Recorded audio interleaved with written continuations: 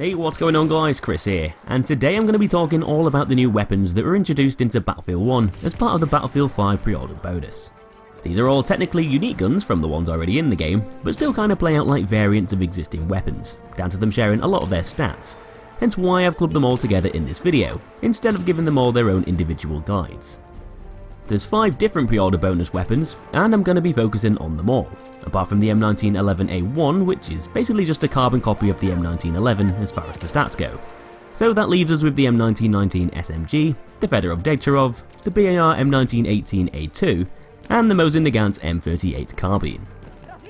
All of these guns can be unlocked in Battlefield 1 by pre-ordering Battlefield 5, but don't require you to complete any challenges to get hold of. And despite them being similar to existing guns already in the game, they've still got a few things to offer that the others don't, meaning that they might be better or worse depending on your situation and playstyle. But anyway, let's kick this guide off with the M1919 SMG for the assault class, which is basically the 1919 version of the Thompson Annihilator, and unsurprisingly it's gonna function in a very similar way. The Annihilator is a bullet-spewing monster firing off 45 ACP rounds at 830 RPM, and so is the M1919 SMG, and so it's going to kill at the very same rate. The gun holds 20 rounds at a time, just like the Annihilator, and it's going to take either 3 or 3.6 seconds to swap over those magazines too, depending on whether your magazine is full or partially empty. So just like the Thompson Annihilator. Surprise, surprise.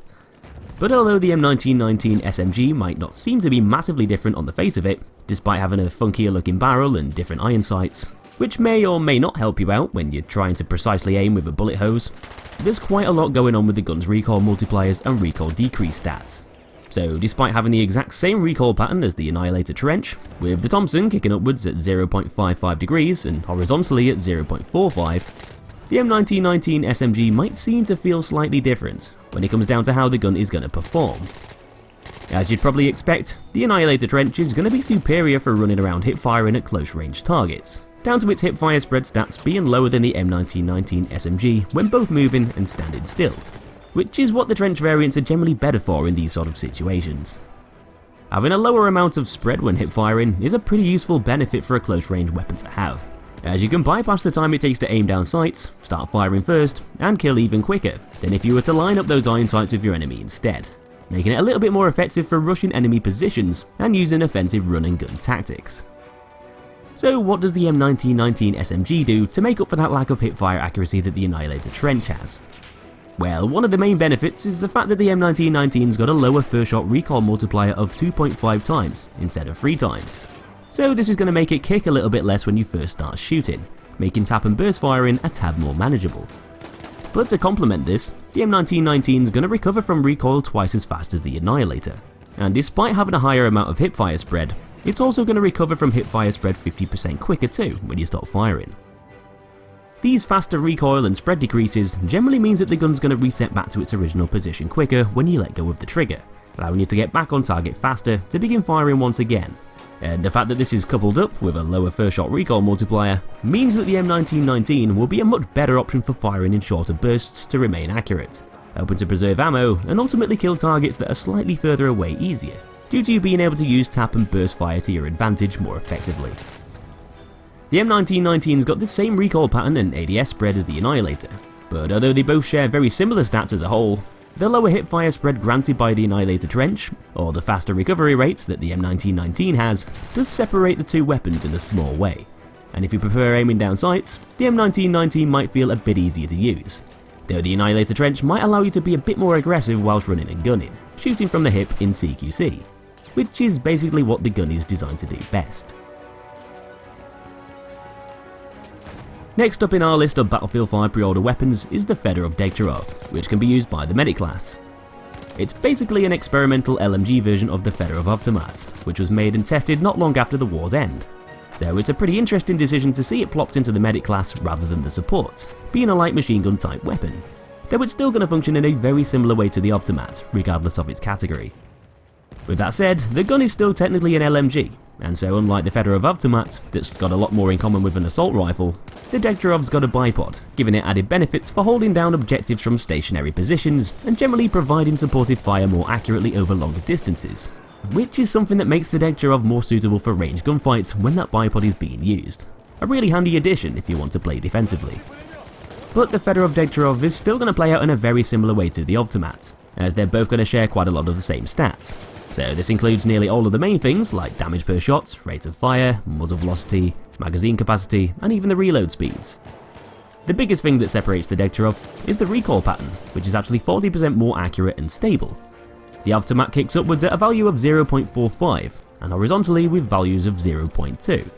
whereas the Degtyarev kicks upwards at a value of 0.27 and horizontally with values of 0.12, far less than the Automat. But as a trade-off, the gun doesn't have the same spread benefits that the two Automat variants have, as the Fedorov Automat Trench has got a much lower amount of hipfire spread, and the optical variant's got less ADS spread, making aimfire more reliable. So in a way, the Degtyarev kinda acts like a Storm variant of the Fedorov Automat, having those lower recoil values, but not having any benefits to its spread readings for either ADS or hipfire.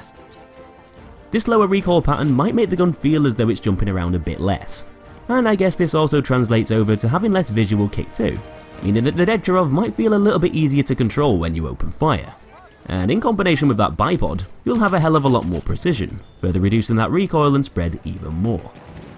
Though despite the Degtyarev technically being a light machine gun, it still uses the same ammunition and magazines as the Fedorov Automat, so unlike the LMGs in the support class that can kill in 4 to 5 bullets, you'll still need to land 4 to 6 bullets with the Degtyarev to bring your opponent down, one more than the support guns at longer ranges. So although it's a much better range weapon than the Automat because of its higher accuracy, it's still not quite as effective as the support weapons for filling in a support sort of role, especially with the gun only holding 25 rounds per reload. Not exactly a lot when you compare it to the support LMGs. There was a bit of a middle ground weapon to bridge the gap between the Fedorov Automats and the support weapons. The Degtyarev does a decent job of giving you more of an offensive light machine gun type weapon that can still do pretty well when running and gunning, but also perform adequately when used from defensive positions too. Now on to probably the most interesting weapon of the lot, the BAR M1918A2, which functions in a similar sort of way to the standard BAR M1918, having the same sort of damage readings, magazine size and reload times, but has quite a lot of other statistical changes, some of which can be altered on the go, literally by flipping a switch. The BAR M1918A2's got a rate of fire selector that changes the gun in a pretty big way, with its default setting firing at a different speed to the standard BAR M1918. It can only fire in fully automatic, so the select fire toggle is pretty much gone, but you can now swap between the slower 360 RPM fire rate, or of course, choose the faster 600 RPM fire rate, just like the BAR M1918. Using the slower rate of fire mode might make the gun seem a little bit easier to use at longer ranges, down to the gun being a bit more controllable as you fire off those bullets at a slower pace. But when you're using the gun within closer to medium range battles, the 600 RPM fire rate mode will probably be more of a reliable option to opt for, with all of the other stats staying the same, despite the gun firing faster, which is obviously going to cut down your kill times and make the gun feel deadlier in CQC. Of course, the gun's slower fire rate mode will probably help you to conserve ammo a bit easier, as those 20 round magazines are still pretty small on the face of it, so firing slower is going to prevent you from essentially wasting bullets by spraying them around all over the place. Plus it's also probably going to feel better suited for tap firing, to take down enemies at further distances a little bit easier. And this is heavily complemented by the fact that the M1918A2's got much faster recoil and spread recovery rates than the other BAR M1918 variants, basically acting like a low weight version of that gun. Your sights are going to reset back to their original position a lot faster when you stop shooting, and so this can be really helpful for tap and burst firing the weapon in both the 360 and 600 RPM modes. And this is a really important factor to keep in mind, as the M1918A2's got a different recoil pattern to the other BAR variants, with the gun having a much higher vertical recoil value of 0.8, giving it the worst stability in the entire support class and making it a lot harder to control. The weapon's going to kick upwards a lot more as you hold down the trigger, and so tap and burst firing the gun is a perfect way to counter this disadvantage, and make the gun feel more usable as you open fire in full auto. But although the M1918A2's vertical kick is in fact the highest in its class, it's probably going to surprise you to hear that the gun's horizontal recoil is in fact the lowest, by quite a large margin, with the M1918A2 having left and right values of 0.028, technically making the gun the most accurate weapon in the support class. It's got barely any horizontal kick, so the gun's going to appear to just drift upwards as you hold the trigger. And when you combine this factor with those faster recoil and spread recovery rates, along with a bipod, which reduces that recoil and spread even further, then you've got a weapon that can perform really well over all ranges. as you can swap over that fire rate mode to adjust for longer range battles, but keep the gun locked into its faster fire rate mode for closer ranges, and use burst fire tactics to help counter the gun's heavy kick. But anyway, last weapon of the guide is the Mosin Nagant M38 Carbine for the Scout class, which functions in a fairly similar sort of way as the Mosin Nagant M91, but looks a little bit different, having some unique iron sights, along with a shorter barrel length, to reflect the fact that the gun is a carbine variant. As far as the stats go, the M38 is almost identical to the M91. It's got the same damage readings, sweet spot zone, rate of fire, reload times, muzzle velocity, recoil pattern, and so on and so forth. It's pretty much the same gun on the face of it. But most of the M38's differences between the other Mosin Nagant variants lie within the gun's spread stats, as it's got different figures to both M91 variants, regarding its ADS and hipfire spread, along with those recoil and spread recovery values too. The M38 essentially plays out like a carbine variant of the M91, having similar stats to the other carbine variants already in the Scout class, but instead of having a mid-range sight like the SMLE carbine, the gun's got infantry-styled iron sights, which some players might prefer. Because it is a carbine variant, this means that it'll have lower aim down sights base spread, at a value of 0.5 instead of 1 whilst moving.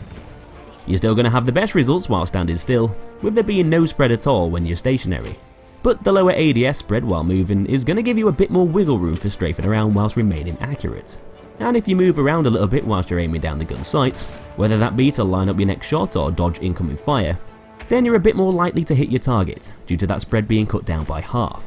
Which always comes in handy when you're having a bit of a showdown with another sniper, and need to move around unpredictably to make yourself a harder target to hit. Another minor perk for being a carbine variant is the fact that the rifle's also going to have lower hipfire spread values than the M91 variants too, which isn't exactly the most useful trait in the world for a long range weapon to have, but still nevertheless something that's statistically better than the other Mosin Nagant variants. These lower spread readings gives the M38 an advantage over the M91 marksman variant when it comes down to the stats, as aside from having a longer range scope to help make the gun feel easier to use over distance, the M91's got no statistical benefit over the M38 carbine, but that marksman scope might be more beneficial for landing shots further away, and using that higher sweet spot damage to take down enemies from afar. The infantry variant of the M91 does have faster recoil and spread recovery rates than the M38, as you'd probably expect from an infantry variant, and so this might allow you to reacquire your targets a little easier after each shot, being able to line up your sights back up again in less time, with the sights returning back to their original position at a quicker rate, which could potentially lead to slightly quicker kill times, due to it feeling a bit snappier and easier to use when firing consecutive shots. But the added benefits of having lower ADS base spread values might seem a bit better if you have a tendency to move around a bit when you're landing up shots on target, and so the Mosin Nagant M38 Carbine might seem like a better option to pick, to ensure your bullets are going to land on target much more reliably if you do tend to strafe around a bit whilst aiming. So that's my guide on the 4 main Battlefield 5 pre-order weapons that you can get hold of in Battlefield 1. They're all pretty similar guns to some of the ones already in the game, but still they all offer something a bit different that might make them feel better or worse than the other already existing weapons, depending on your playstyle. Hope the video helped you out, give me a thumbs up if it did, and subscribe to see more Battlefield content coming soon. Thanks for watching guys, and I'll see you in that next episode.